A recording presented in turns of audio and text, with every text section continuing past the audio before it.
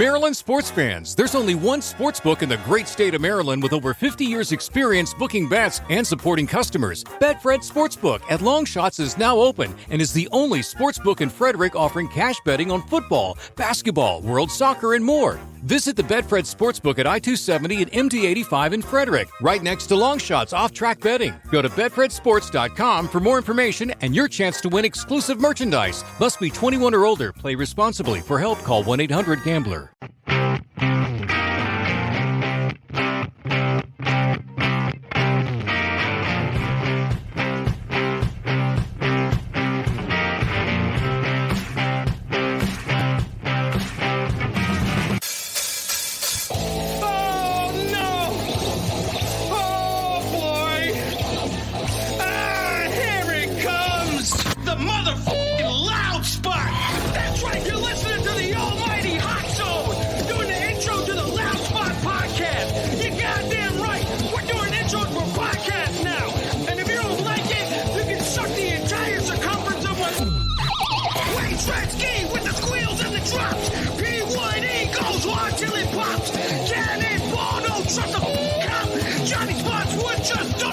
Stop! Yeah! And if you don't like it, you better take your ass up to the snooty box, because this is the loud spot! Okay, see you later. What's up, everybody? Welcome to the Loud Spot. I'm your host, Sebastian, out of Oklahoma City. I'm hanging out with Nick from Godsize Records. What's up, man? What's up, Sebastian, man? Glad to be here tonight with you. Yeah, man, I've got to know you a little more. Met some other people. We've been in the backgrounds kind of talking. We were hoping to play a music video from a band that's under the record label, Reign of Z. Yeah, Reign of Z. And I don't think we're going to be able to do it, but it's possible. He still might get the email. If he does, he'll forward it to me. I'll download it, and we will jam that song. Apparently, it's like a super cool new music video they came out with. Rad, yeah. You can also go to the Godsize Records YouTube page and find it there. It's called Ignite. And there's a few other tunes there you can check out as well. And, yeah, man. Either way, if we don't get to play it, just go check it out on the interweb whenever we're done here. That's right. Hey, don't leave the show. You got to go. Don't leave the show to watch it. Watch it afterwards. Yeah, afterwards. It'll be way better afterwards. So let's talk about Godsize Records, man. So the record label's fairly new. Is that accurate? Yeah. It's from like concept to inception. Yeah, it's relatively just a couple years old. Okay. Yeah. What made you decide to start a record label? And talking to you before we wound up going live, you know a ton of the music industry, lots of band members, lots of people in the industry. So what made you decide to go ahead and start Godsize Records? Well, I mean, so basically, yeah, it's like what a large question all the time, like why a record label? Like, you know, it's a very kind of anti-record label world right now. But, dude, I'm just a nerd, and like I just wanted to have a place where like I could help these bands that I really dig and you know, try to use all of the things that I know how to do and the people I know and just various opportunities that I have to try to, you know, try to help elevate these bands. And, you know, I've had been blessed to work with a lot of cool people and be put into some cool situations and presented with rad opportunities. And so I just wanted to be able to share these things with, you know, bands that I dig and believe in and think that other people will dig too. And so, you know, that's pretty much it. It's just kind of navigating my way through everything right now. You know, it's a pretty dubious task, you know. Did you know a lot about starting a record label? Real quick, Sam is here. It says Sam McIntosh. He's watching. He's here right now. So what up, Sam? So dude. Did you do a lot of research on starting a record label? Did you just kind of jump into it? I just jump into things. I don't ever know how to do it. I didn't actually. So initially, you know, I had another buddy that I was working with, and we had a meeting with a cat that was running a bigger label at the time, and so we went and met with him and just kind of pitched this idea and this concept to him, and he dug it, and so kind of brought us on as like an umbrella to their label. And so fast forward a little bit, that fell apart, and then I was working with a cat named Lucas Joyner at a record label, Artist War Records, and they were doing some really cool shit for a minute, and got hooked up with a rad new distribution company, and kind of just brought Godsize Records over to there, and then kind of became their flagship incubator label at this Intercept distribution company. And so that's where we're rolling. It's a really great situation. I couldn't be happier. The company is super sick. How do you poach bands to join, to be on? Like, do bands come to you, or do you see a band and you like their sound and you kind of shoot them a message or whatever and be like, hey, I'm Nick with Godsize Records. Come fucking be a part of my team. Yeah. I wish that was how it went down. Like, trust me, there's like some bands out there that are super sick, and I'm just like, whoa, I want those bands. But it's like both honestly. Like, I've been approached by various management or artists that are looking for an alternative, or maybe looking to have more control and more or less just looking for like a team. You know what I mean? And that's kind of what I've been able to provide for some artists, and then there's artists that I'm like, yeah, I totally would love to sign them, and develop them and help them, find their potential, So, man. You said teams earlier. Do you feel like, as a record label owners, do you feel like you have multiple teams? Because you have the band, right? So when you sign a band, you sign the band. A lot of times those bands have a manager already, right? And do you have to, like, I would assume there's multiple teams that you have to deal with. And do you have other people in place to help facilitate all of that? Yeah, absolutely.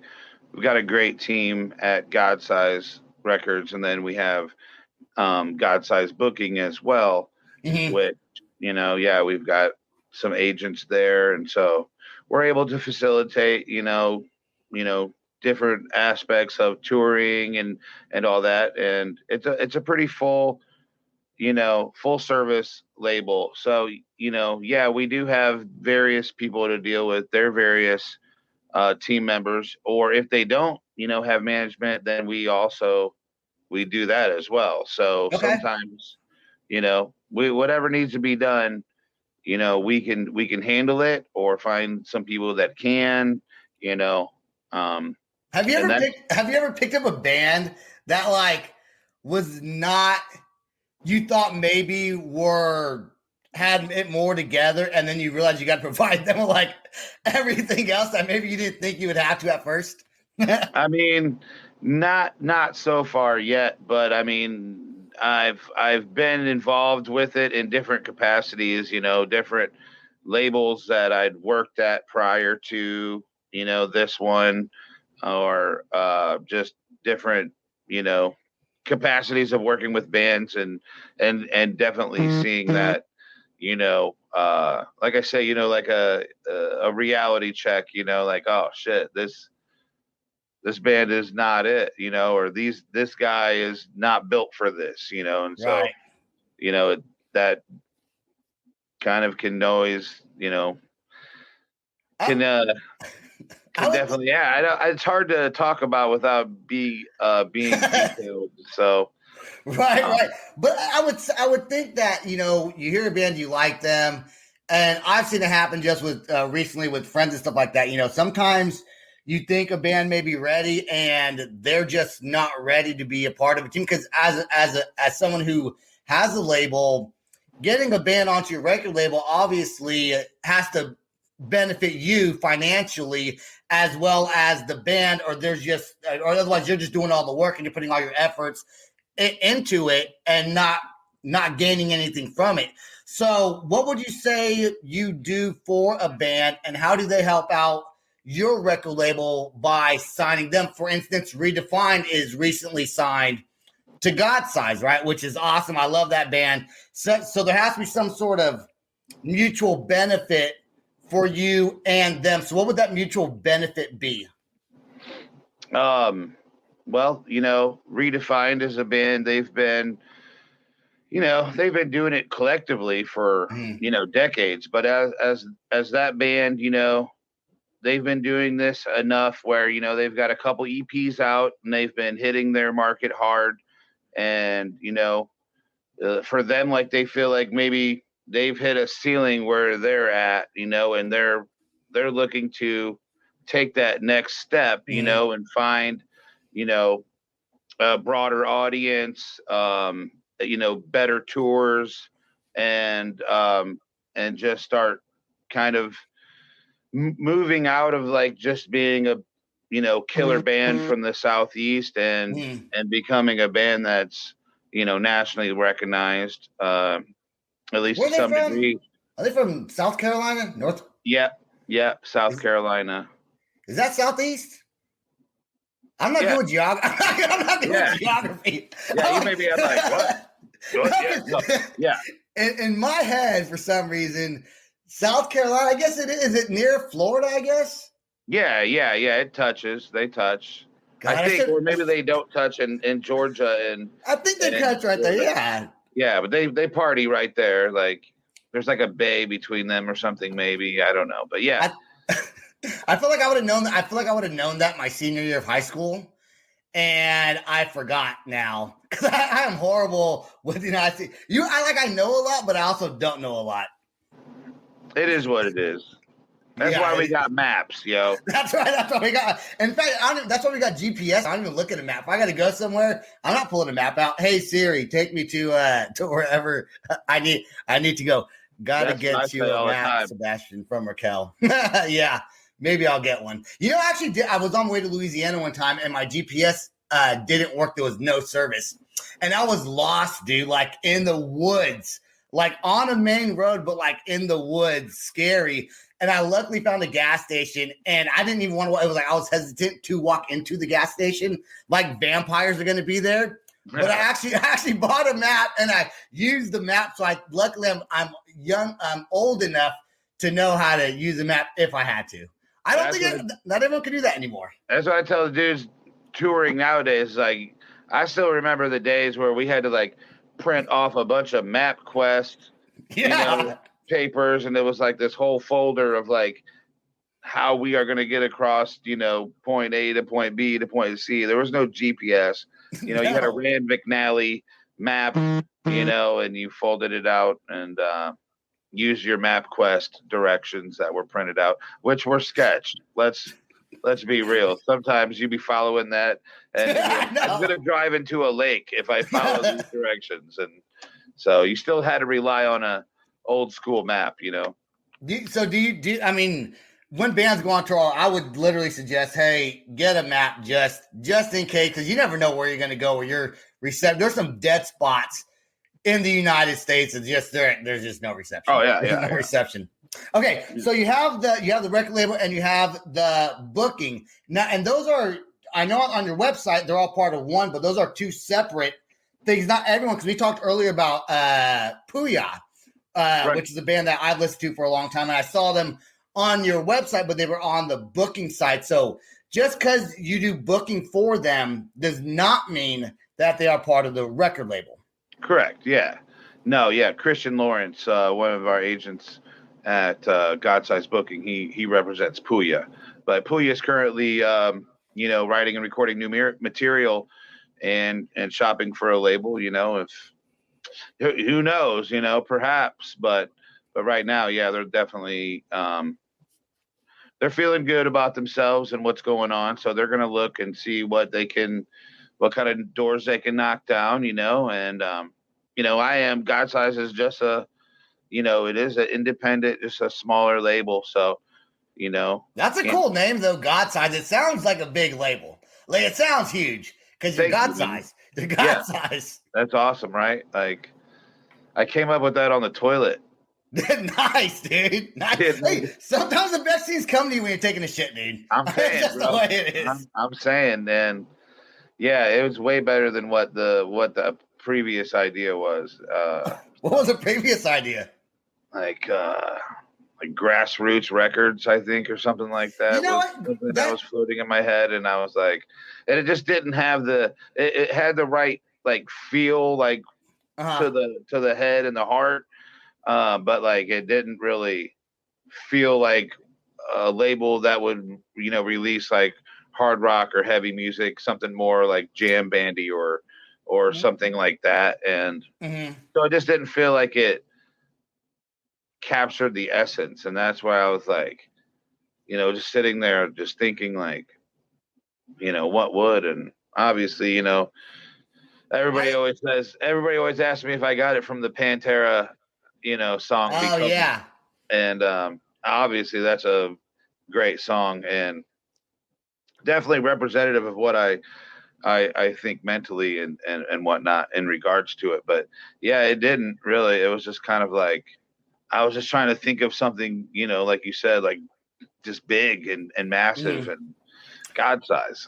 So Yeah, I think if you were going with Grassroots Records, which is also a great name, I feel like you would, like you said, it would have been more niche. Like to me, I would have assumed you played more kind of cool. like a Louisiana kind of folk kind Yeah, of sound with that. Americana. Yeah, Yeah, Americana with the name like that. With God Size, you can kind of go anywhere with it. If you want to do hip hop, you wanted to do the yeah. rock music, you kind of go anywhere. Now that brings me to a question of: do you sign mostly like hard rock bands? I mean, yeah, that's what I'm into. I mean, that's my niche. That's what I am. Mm. I mean, I love literally all music. I'm a nerd. Like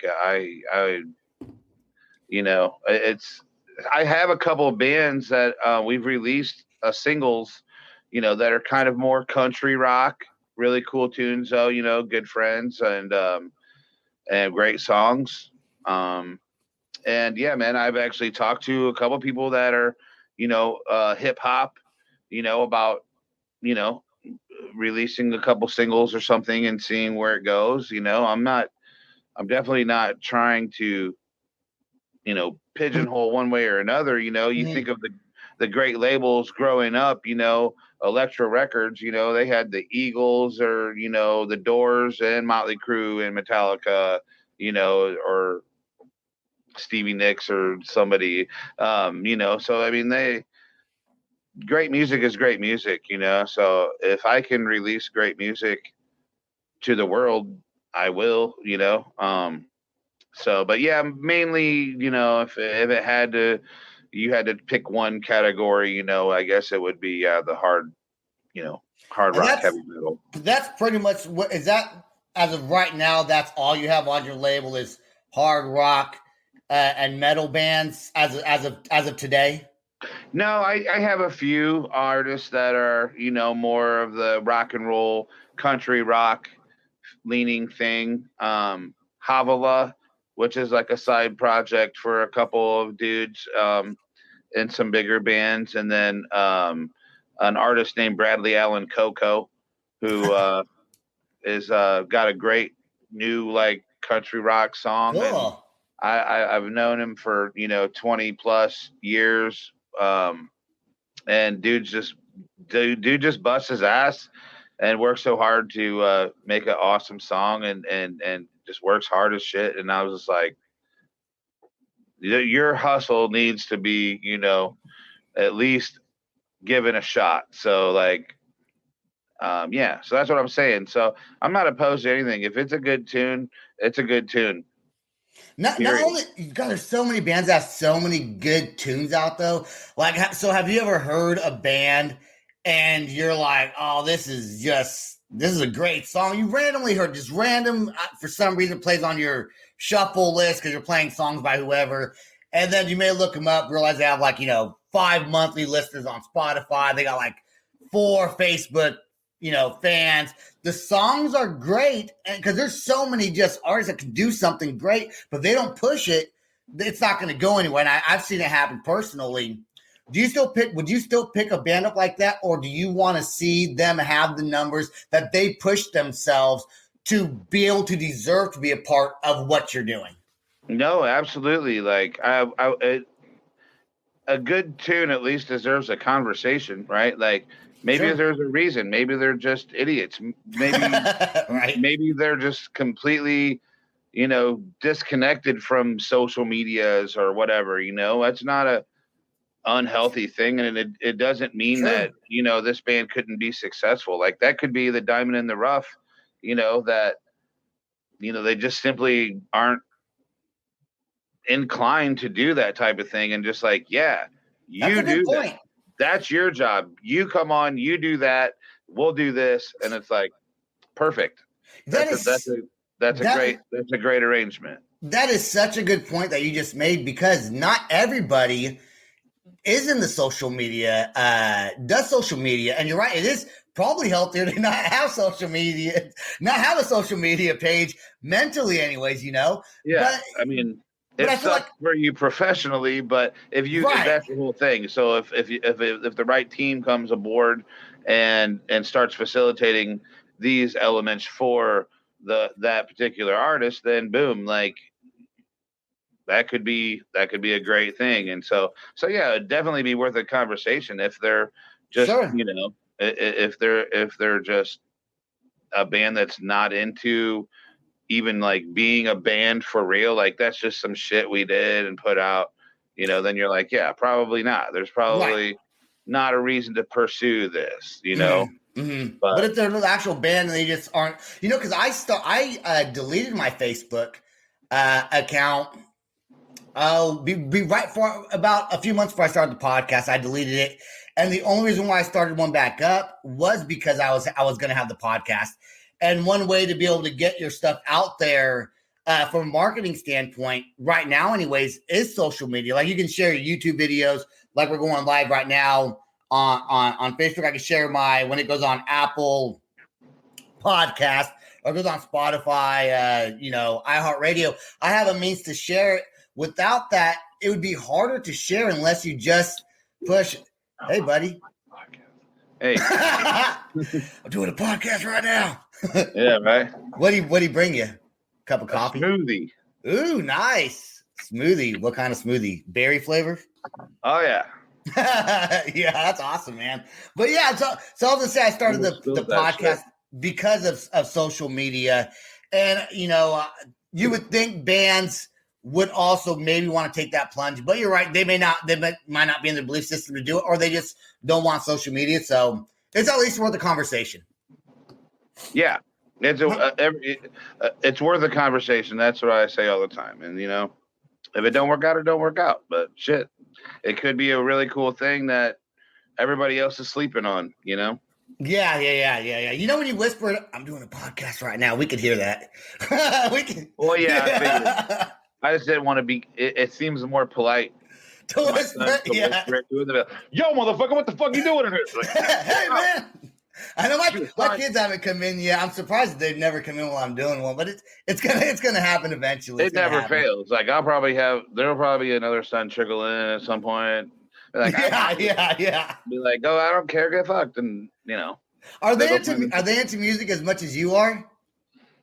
No, my youngest son, he just turned 10 in June, and yeah, he seems to be fairly interested in various interesting, like he likes like Papa Roach and Disturbed. Oh, nice.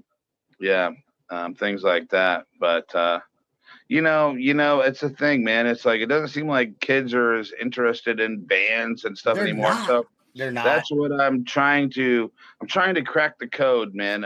So it's like figure out how to make this cool and viable to the youth again, because it's like, yeah, it's completely all this TikTok and YouTube, generated. Well, I mean, we're on YouTube now, but that's like all they're fascinated with is the video games. It seems like, and all this. I don't get into it. I guess I'm slow on the take with the gaming, but it's big. It's a big world. It's a lifestyle now, really. It really is. I have a 12-year-old, and I have a 12-year-old and a 5-year-old about to be 6.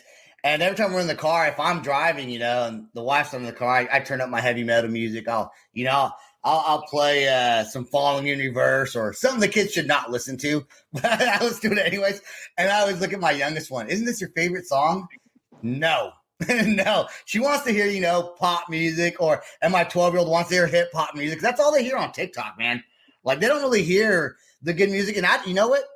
I hate to say it, but it's almost like heavy metal is not as popular or at least as it once was, man. Well, and it should be. It should, because it's real freaking music. You know what I'm saying? Well, it's never been the most popular. So it's always kind of been the black sheep, really. I mean, rock and roll has no respect, across the board, really. So it's not, but it's like the cool underground element to it is like gone too. It seems like it's I don't know how to. And that's crazy. And listen, I'm gonna tell everyone, like, the bands on Godsize Records are good. Like, I've heard of them. And some of the bands you do booking for, those are great. Like, you have a great ear for music and what you want on your record label, dude. Because you got some. How many bands do you have on the label? Okay, so there's some bands, like Ricketts, that are not really an active band. So I mean, we are releasing new music very soon, actually. Super sick new track. It's gonna blow people's minds. It's either gonna be like the greatest song ever, or like just like nobody gets it. Right?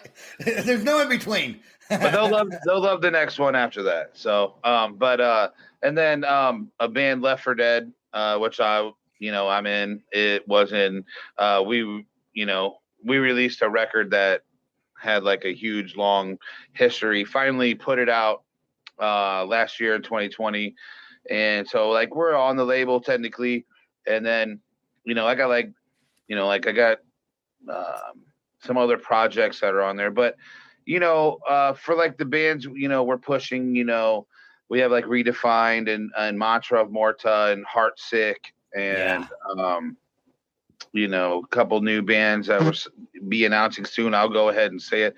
Sin Shrift, they'll be announcing very soon. So if people are watching now, they know they're awesome. Hail the Horns, which is like a project with one of the artists that we have, Mark Rizzo and Tony Campos and Opus from Dead by Wednesday. And like I mentioned before, a couple of those other, country rock artists, Reign of Z and Darker Than Fiction, who are going to be starting a tour here, like in the next 2 weeks, going out together. Do you have go ahead. A band like another, and then a band like Another Lost Year, who has done many things over the last decade. Billboard charting act, and so we'll be releasing. We're actually re-releasing their last record, which came out on EMP, Alien Architect. We're gonna re-release that record, and put out a couple of EPs that never actually came out as well. But you got a new record from them coming out soon too. So all kinds of different subgenres of rock and roll, and man, lots of cool music. So I guess like maybe like nine bands, maybe. Okay. Do you ever want to re-release? Let's say a band did a song 3-4 years ago. They weren't a part of Godsize yet because you hadn't started yet, but you really like the song, and you're like, we can produce this a little differently, make it a little more powerful. Do you ever want a band to re-release a song under your record label? Yeah, absolutely. Oh, yeah. Have done it, am doing it. Nice. There's no there, it's like sometimes like, or even like if it was like a great tune, like like, but like it was like, yeah, like you said, an older record, maybe not as popular, but like it's still like that song is awesome. Like just because like you put it out 5 years ago doesn't mean like that's the only life it has to have. Like that's still, Right. you can take the song, it's still a great song, and like there's a whole big world that hasn't heard that shit, so it's like, Yeah. you might feel like it's a old tired tune that you've played out for so many years, and you're just so excited about your new music, but it's like, yo dude, that's still a hit. Yeah. That could still be money. So like, let's do this and show it to the rest of the world, and yeah, I thought about that question because Papa Roach, when they came out with Infest, their Infest album, like in 2001, I think, or 2002. Well, I grew up in Vacaville, California, which is where they're from, and I had their old CD before they were famous, and like half the songs on their first album were like older songs before they even ever. And that DreamWorks put that out when they were still signing bands. So I was just curious if you did that. That's a lot of bands like first or second records is like old shit. Old shit, yeah. Or they'll like put out their first record and then the label will be like,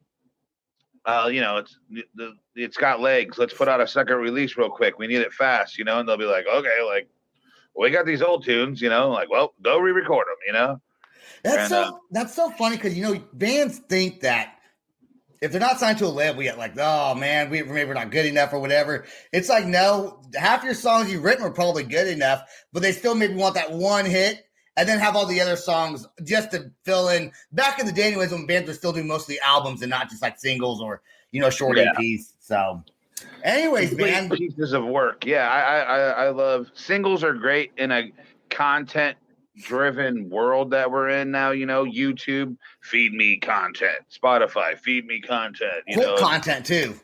Yeah. So fast. Yeah. Like you said. So, so, a whole album's great, but like, can you spread that out over like 12 weeks or something? Yeah. But, I miss music. I miss the early 2000s music, man. I like the way things were done back then. But hell, here it is, 2021. Record labels are still around. We still got rock record labels, which is super cool. And like I said, everyone go check out the GodsizeRecords.com, right? Is that your website? Godsize Rex. Okay, GodsizeRex.com. And check out the bands. And like I said, check out Reign of Z, the music video that we were going to play.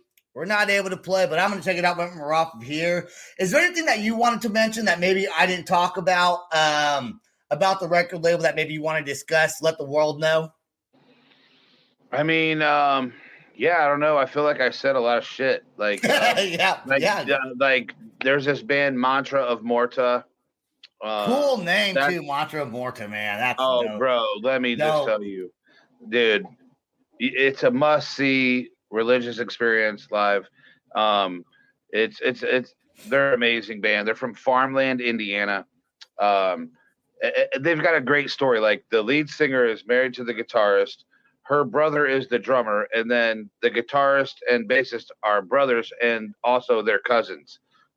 So like it's like a family band of badassness. And I saw them on your website. I think they were on the they're like right on one of the first bands I saw. I think they're kind of towards the top of artists that you have. Yeah, that and that's such a cool name. You kind of just want to hear them, right? Is it a metal band?